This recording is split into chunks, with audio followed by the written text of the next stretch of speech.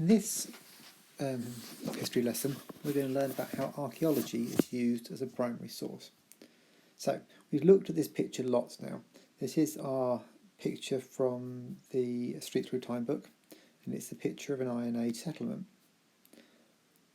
It's got these lovely pictures of Iron Age houses, but the question is, how did the person who drew this have the faintest idea what an Iron Age house actually looked like? Because I'll tell you one thing, they've never seen one, not a real one, because nobody has. If you look at the things that these are made of, they're made of wood and wattle and daub, which is just mud and sticks, straw, clay. They're all made of things that don't last forever. With the Romans, we can be very lucky. There are a few actual physical buildings left. We can go in them, we can look at them. Pompeii, when Mount Vesuvius erupted and covered Herculaneum and Pompeii with ash and kind of preserved those whole towns for us. They're brilliant sources for historians. Horrible for the people living there, but brilliant for historians. We don't really have that for this. All of these buildings have just disappeared. They've decomposed. So the question is, as a historian, how have you got the foggiest idea what they look like? Why have we drawn these weird round houses? Why are they not square houses or rectangular houses or octagonal houses? Who knows what they are? Well, the reason we know, what little we do know, is from archaeology. From lots and lots of different places, all across Britain, across Europe and across the world, where archaeologists have dug where they thought or where they knew Iron Age people lived. They've seen what they found and they've compared it to other places, and all the little bits of information that have been found in each one all get put together. So, how do you find out about a house? Well, the main useful thing is something that sounds incredibly boring, and it's a post hole. When you look at this house here, there are these posts here, here, here, here, here, here, and there's also posts all around the outside in this wall. And by a post I literally mean a lump of wood stuck into the ground. Round bits of wood just dug into the ground, which they can then build the rest of the house onto. Those bits of wood generally don't survive because they rot away. But the weird thing about wood when it rots away is it's often a different colour to the rest of the earth. So here in these two pictures, these aren't necessarily Iron Age, but can you see in this picture of soil here? If you look very carefully, you can just about make out a circle in the middle. It's not a very good circle, but it's kind of this shape here, where the soil is a slightly different colour. The reason that the soil there is a slightly different colour is because there was a post, there was a bit of wood there. Now you might think, well, what does that tell us? We know there were a few bits of wood. Brilliant. What can you tell from that? Well, you can actually tell quite a lot. The wider the bit of the wood, the stronger it would be, which means the taller you can make it. If it's a very, very, very, very thin piece of wood, if it's a very, very small circle, it can't have been very big, and it probably wasn't holding anything very heavy. So maybe what you found there is a bit of a fence. If you find whopping great big round post holes, this is 50 centimetres wide, this is wider than a ruler, this is a ruler and 2/3. That's half a metre. That's a big round piece of something. A lot of them are slightly smaller than that. The bigger the round circle you find in the mud, the bigger you know the piece of wood that was in there was, and therefore you know the bigger the building it can be. Also, when you find these, you find them in shapes, and the shapes tell us the shape of the building. So when people dig up an Iron Age settlement, they tend to find round holes in a circle. That tells us that there were posts in a circle. If they find them in different shapes, then they found different things. Now, every now and again we're very, very lucky. This here is not a picture of an Iron Age settlement, this is a Bronze Age settlement, and it looks like somebody attacked it and burnt it down. But in burning it down, they did a little bit like what the volcano did to Verulamium.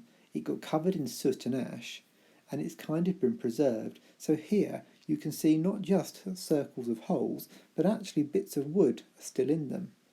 And there's bits of flooring and all sorts of bits and bobs they found there. It looks like a right mess, but to an archaeologist, that's so much information.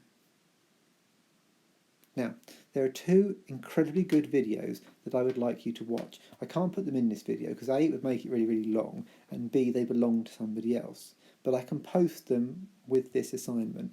So please pause this video now, go away from YouTube for a minute, and watch the other two videos that I have posted where this lady talks about this roundhouse that she's standing in at the moment. Right.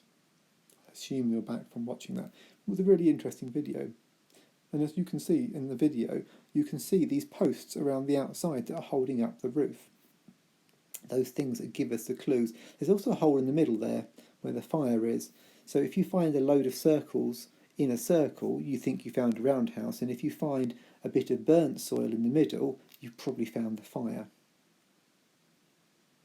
So, what does that mean we now know about roundhouses? Well, if we look at this first picture in the top left, this one here, you can see these posts of wood stuck in the ground. This isn't an original one, this is somebody remaking one, in a circle, and then on top of those they've put these longer bits of wood, almost like a tent, and they've built up the shape of the roundhouse. By the door they've got these much larger circles of wood. So they do that and they build themselves a frame. Now they've got Iron Age tools, so they've got iron tools and bronze tools and stone tools if they need them, so they can cut down some quite decent sized trees now. Now the next thing is the wattle and daub. Now again, this is a modern picture over here. This is not two Iron Age men, this is two men from now that are building a roundhouse. So the next step is, well, the house is really, really drafty, because all you've made is a load of sticks. It looks more like a den that you'd build in the forest. So what they do is they do what's called wattle and daub. So wattle is this kind of fence that they've built.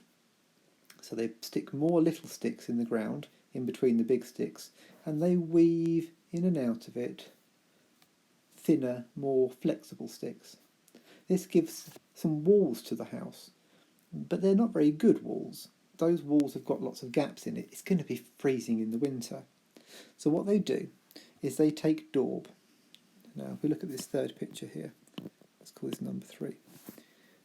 Daub is a mixture of clay and soil and animal poo, and even things like lime, which is incredibly poisonous white material, and they smudge it all together and mix it all together with water, and they make something that's a bit like a kind of Play-Doh-y type thing, but a bit wetter, and they splat it all over these fences that you can see in the first picture, and then when it dries, the wall doesn't have holes in it anymore, and it's actually quite hard.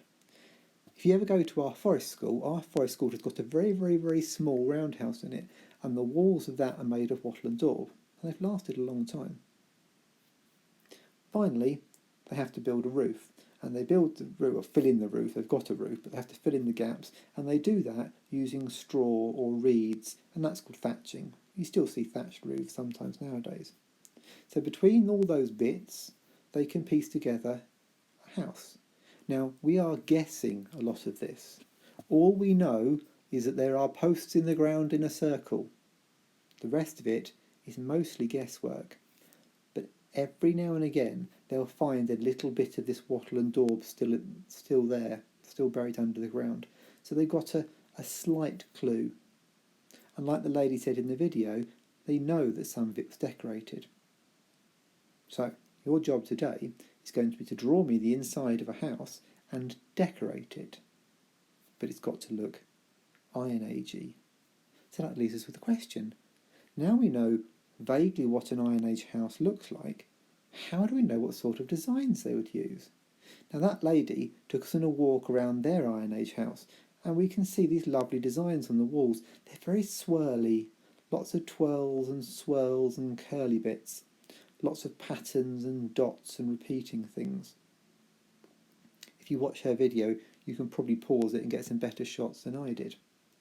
Well, how does she know that this was their designs? She said they've never found enough of a wall still in one piece to be able to see what the designs were. They just know that they had them. So how do we know? Well, we can look at the other things that they left behind. There's not a lot of Iron Age stuff left, but what we have got shows us what their idea of good art looked like. These two pieces here are remaining bits of Iron Age artefacts that we found. A piece of leather with some sort of face shape in it, and again these twirly curly bits. The next picture is a picture of a shield, but again it's got these swirls and curls and things in it, and coloured dots. They're very beautiful. Again, more artwork here. We've got this piece of gold jewellery or something, and again it's got swirls and curls and circles.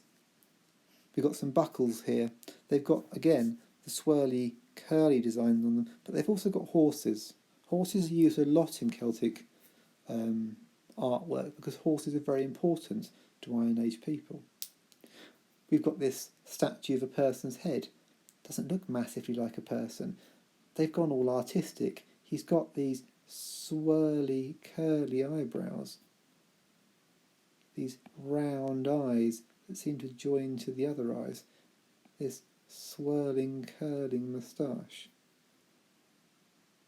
That seems to be something that the Celts really seem to like, that the Iron Age people in Britain really seem to like. Finally, a few more things. A pot, a piece of gold or possibly bronze, with a picture of Kurnos the god in it. So again, more animals. So horses and boars and deer seem to be images that they really, really like. People always seem to have these much larger eyes or strangely shaped eyes.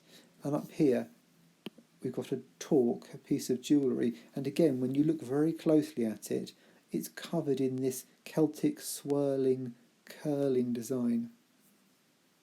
Now you have to be careful because Celtic designs kept on going and people still design things that they call Celtic. So if you just Google Celtic designs online, you're as likely to get somebody nowadays in Scotland designing something as you are Iron Age. So if you want to do a Google search, do, but make sure you search for Iron Age Celtic designs. So, from these pictures, you can see vaguely what Iron Age art looked like. From these pictures here, you can see how the houses were put together. So now it's time for your piece of work. I'm going to give you a piece of paper that looks like this. It's a piece of A4 paper with some holes drawn on it. Now I need a black pen to do this. So your first job is going to be to draw an Iron Age house. So what do we know? Now I'm doing this from the side. This looks like a line. Imagine it's really a circle, but I'm drawing it from the side.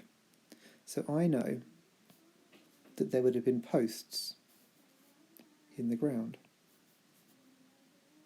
So I'm going to draw in these posts.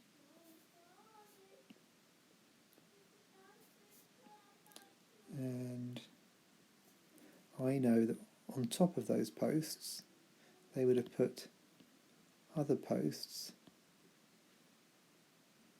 that would have made the roof.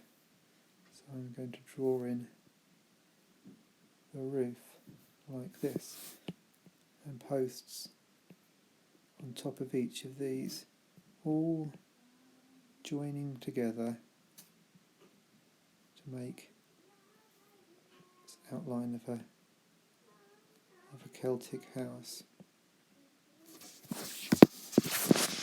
And then these bits would have been filled in with wattle and daub. This stuff up here would have been straw on top. I'm only going to do the edges, not the middles, because I don't want to cover up where I'm going to draw. And now, finally, I need to start putting in some designs. So I know that along the wall bit there probably would be designs, we just don't know what they are. So I need to look back through all of the previous slides and just pick some designs. So I'm just going to just do a random swirly design here. Maybe some sort of horse head design here, or some sort of deer curly horned thing, or proper horns with swirls about it. So I'm not after you to copy official Celtic designs. I want you to take the idea of Celtic designs, the swirliness, the horses, the deer, the boars, the animal motifs, and I want you to decorate the walls of your Celtic house that you've drawn a little bit like this one here. Any questions? Let us know.